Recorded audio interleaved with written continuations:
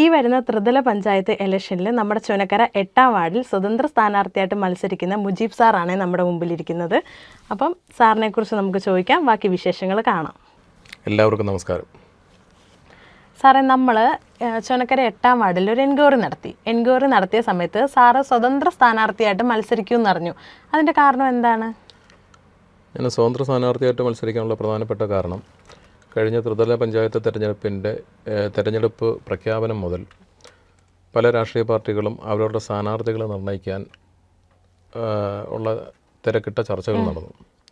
എന്നാൽ ദിവസങ്ങൾ പലത് കഴിഞ്ഞിട്ടും ഇരു മുന്നണികളുടെയും ഭാഗത്തു നിന്നും കൃത്യമായൊരു സ്ഥാനാർത്ഥി വന്നിട്ടില്ല.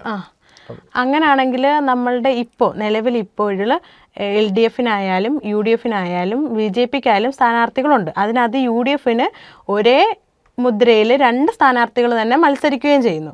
അതിനെക്കുറിച്ച് സാറിന് എന്താണ് ഇപ്പോൾ പറയാനുള്ളത്? UDF-ന് ഒരേ മുദ്രയിലല്ല.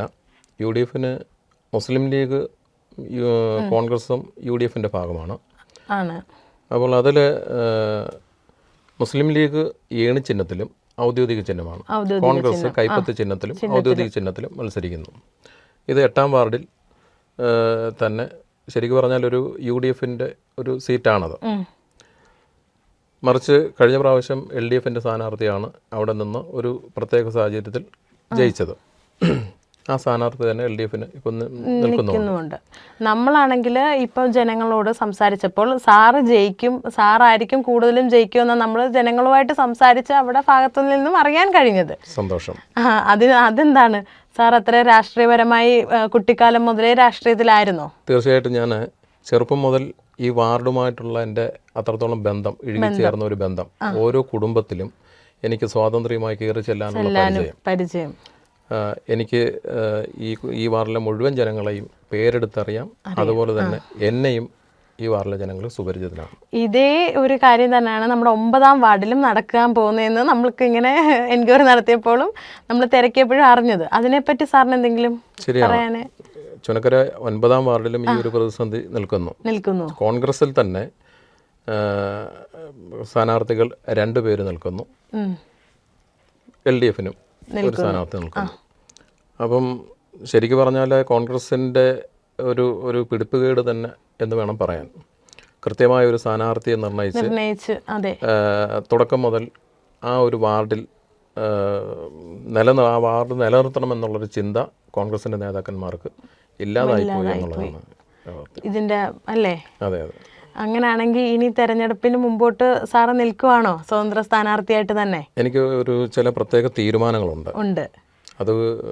അത് തന്നെയാണ് മുമ്പോട്ട് പോകുന്നത്. നീലിമ എന്നെ വിളിച്ചപ്പോഴും പിന്നെ ഞാൻ ഈ ഇന്റർവ്യൂവിന് സമ്മതിച്ചതിന്റെ കാരണം ആ ഒരു തീരുമാനം പ്രഖ്യാപിക്കാൻ വേണ്ടിയാണ്. ആ ഒരു തീരുമാനം എന്ന് പറയുന്നത് ചുനക്കര 8-ാം വാർഡിനെ സംബന്ധിച്ചിടത്തോളം ഈ കഴിഞ്ഞ UDF-ൻ്റെയും LDF-ൻ്റെയും സ്ഥാനാർത്ഥികൾ വന്നു. കൂടാതെ UDF-ന് മുസ്ലിം ലീഗിൻ്റെയും കോൺഗ്രസിൻ്റെയും സ്ഥാനാർത്ഥികൾ വന്നു. വാശിയേറിയ പരസ്പര വടംവലി, ഇരു കൂട്ടർക്കും സ്ഥാനാർത്ഥിത്വം വേണമെന്നുള്ളൊരു വടംവലി. ആ വടംവലി കണ്ട് പലർക്കും അമർഷമുണ്ടായിരുന്നു. ആ അമർഷത്തിൻ്റെ ഭാഗമായിട്ട് തന്നെയാണ് ഇവിടെ ഒരു സ്വതന്ത്ര സ്ഥാനാർത്ഥിയുടെ അനിവാര്യത ഉണ്ടെന്ന് ഞാൻ മനസ്സിലാക്കിയത്. അങ്ങനെയാണ് സാർ ഇതിനകത്തോട്ട് ഇറങ്ങാൻ തന്നെ കാരണം. അതിനുശേഷം ഞാൻ തുടക്കത്തിൽ ഞാനൊരു തമാശയായിട്ടാണ് എടുത്തത്.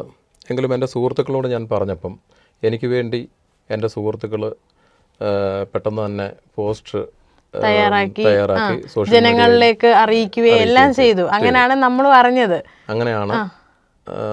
എങ്കിൽ പിന്നെ ഗോതയിൽ തന്നെ കാണാമെന്നുള്ള ഉദ്ദേശത്തോടു കൂടി ഞാൻ വാർഡിൽ ഇറങ്ങി. ഒറ്റ ദിവസം കൊണ്ട് തന്നെ ഏകദേശം ഒരു 450 പേരോളം, ഒരു 150 വീടോളം കയറി, വാർഡിലെ ഒരു 100-150 വീടോളം കയറി സംസാരിച്ചപ്പോൾ എനിക്ക് അതിഭയങ്കരമായ കോൺഫിഡൻസ് ഉണ്ടായി. കാരണം ഞാൻ പ്രതീക്ഷിച്ചതിനേക്കാൾ അപ്പുറം ജനങ്ങളിൽ നിന്നും ഒരു പ്രതികരണം ഉണ്ടായി. എന്നാൽ എനിക്കിപ്പോഴത്തെ ഒരു സാഹചര്യത്തിൽ എനിക്ക് പറയാനുള്ള ഒരു പ്രധാനപ്പെട്ട കാരണം, ഞാൻ സത്യത്തിൽ ഞാൻ ഈ സ്ഥാനാർത്ഥിത്വം പിൻവലിക്കാൻ ആഗ്രഹിക്കുകയാണ്. അതെന്താ സാർ? പിൻവലിക്കാൻ ആഗ്രഹിക്കുന്നതിൻ്റെ പ്രധാന കാരണം, എൻ്റെ ചുനക്കര 8-ാം വാർഡിൽ 1005 വോട്ടുകളാണ്. ഞാൻ പറയുന്നത് പ്രത്യേകിച്ച് ശ്രദ്ധിച്ച് കേട്ടണം. 1005 വോട്ടാണ് ഉള്ളത്. ഈ 1005 വോട്ടർമാരിൽ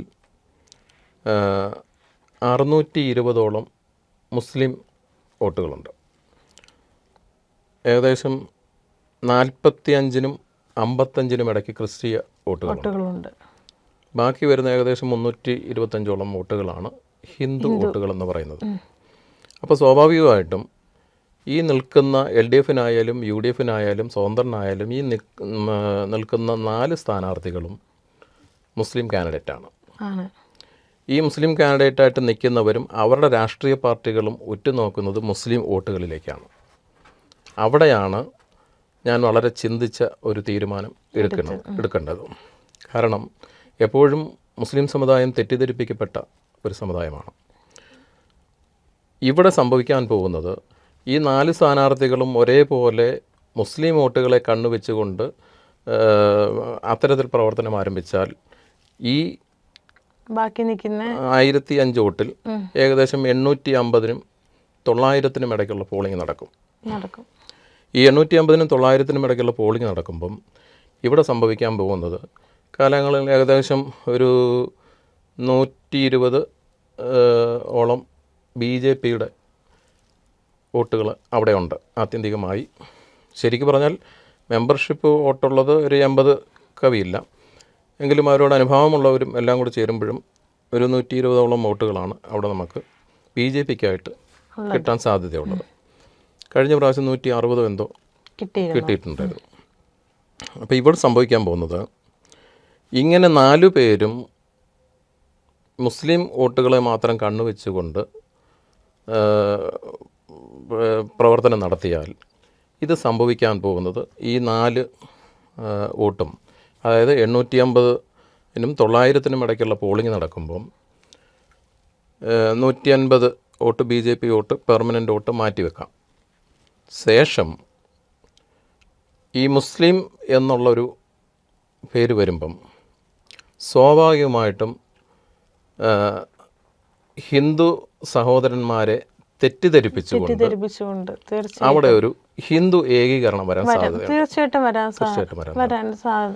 അപ്പോൾ ആ ഹിന്ദു ഏകീകരണം വരുമ്പോൾ, കാരണം തെറ്റിദ്ധരിപ്പിക്കുകയാണ്, ഹിന്ദു ഏകീകരണം വരുമ്പോൾ അവിടെ വിള്ളൽ സംഭവിക്കുന്നത് ഈ മുസ്ലിം വോട്ടുകളിൽ മാത്രം കണ്ണുവെച്ചുകൊണ്ടിരിക്കുന്ന 4 സ്ഥാനാർത്ഥികൾക്കാണ്. ഈ 4 സ്ഥാനാർത്ഥികളും അവരവരുടേതായ വോട്ടുകൾ പിടിച്ചു മാറ്റുമ്പോൾ ഈ 4 സ്ഥാനാർത്ഥികൾക്കും കിട്ടാൻ പോകുന്നത് 180നും 160നും ഇടയ്ക്കുള്ള വോട്ടുകളാണ്.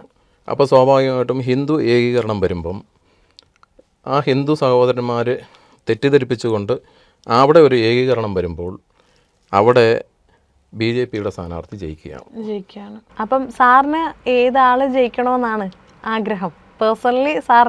പേഴ്സണലി ഒരു UDFൻ്റെ ഔദ്യോഗിക കോൺഗ്രസിൻ്റെ സ്ഥാനാർത്ഥി തന്നെ വരണമെന്നാ. അപ്പം നമ്മുടെ പഞ്ചായത്തിൽ ബ്ലോക്കിൽ തീർച്ചയായിട്ടും ഒരു നല്ലൊരു സ്ഥാനാർത്ഥിയാണ് എനിക്ക് ഏറ്റവും പരിചയപ്പെട്ട അശ്വതി. ഞാൻ പാർട്ടി ഇതിൻ്റെ അകത്ത് നോക്കുന്നില്ല, ഞാൻ സ്വതന്ത്രമായി ചിന്തിക്കുന്ന വ്യക്തിയാണ്. അതുകൊണ്ട് തന്നെ ബ്ലോക്കിൽ അശ്വതി ഏറ്റവും നല്ല ബെറ്റർ ആയിട്ടുള്ള ഒരു കാൻഡിഡേറ്റാണ്. അങ്ങനെയാണെങ്കിൽ നമ്മുടെ ജില്ലയിൽ ഞാൻ പഠിച്ചിടത്തോളം ഇത്രയും എഫിഷ്യൻ്റ് ആയിട്ടുള്ളൊരു സ്ഥാനാർത്ഥിയെ കണ്ടെത്താൻ CPM-ന് കഴിഞ്ഞു എന്നുള്ളത് വളരെ അഭിമാനകരമാണ്. അഡ്വക്കേറ്റ് സഫിയ സുധീർ വളരെ കൃത്യമായ നിലപാടുള്ള, കാഴ്ചപ്പാടുള്ള, ദീർഘവീക്ഷണമുള്ള ഒരു വ്യക്തിയാണ് അഡ്വക്കേറ്റ് സഫിയ സുധീർ. അദ്ദേഹം തന്നെ വരണമെന്നാണ് എൻ്റെ ആഗ്രഹം. നമ്മൾ പുറത്തുനിന്ന് ചെറിയൊരു ശ്രുതി കേട്ടു, സാർ ഒരു ബിനാമിയായിട്ട് നിൽക്കുന്നു എന്ന്. അതിനെക്കുറിച്ച് എനിക്ക് പറയാൻ, ഈ മഹാഭാരത യുദ്ധത്തിലെ കർണനെ വധിക്കാൻ അർജുനൻ മുൻനിർത്തിയതൊരു ശിഖണ്ഡിയാണ്. അപ്പോൾ ആ ശിഖണ്ഡി പണിയെടുക്കുന്ന നപുംസകങ്ങളായ രാഷ്ട്രീയ പിമ്പുകൾ കുറച്ച് പേരുണ്ട്. അവർ പറഞ്ഞു വരുത്തുന്ന കാര്യങ്ങളാണ്. അല്ലാതെ അതിൽ സത്യമൊന്നുമില്ല. ഇതാണ് അതിൻ്റെ അകത്തെ യാഥാർത്ഥ്യം. അപ്പം 13-ാം തീയതിയാണ് റിസൾട്ട് വരുന്നത്. അന്ന് ഞാൻ സാറിനെ വീണ്ടും വന്ന് കാണും. തീർച്ചയായും. അപ്പോൾ എല്ലാവർക്കും നന്ദി, നമസ്കാരം.